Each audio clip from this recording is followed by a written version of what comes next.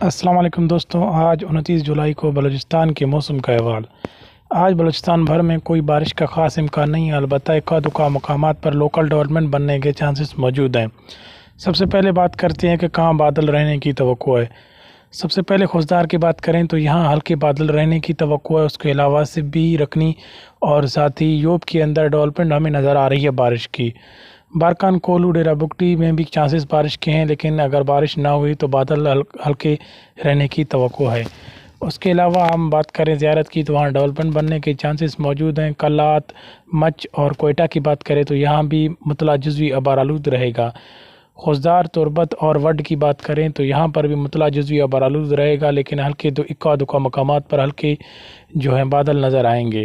اس کے علاوہ مغربی سائڈ پر ہم چلے جائیں اوماڑا، گوادر، پسنی، تو یہاں پر سمندری بادلوں کے ساتھ ساتھ ہلکے اکا دکا مقامات پر گرج چمک بھی ہو سکتی ہے، لیکن یہ محدود پیمانے پر ہوگی۔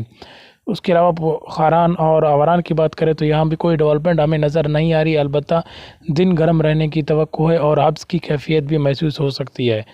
نصیر آباد، جل مکسی کی بات کریں تو یہاں مطلع جزوی آبارآلود رہے گا، لیکن بارش کا کوئی خاص امکان نہیں۔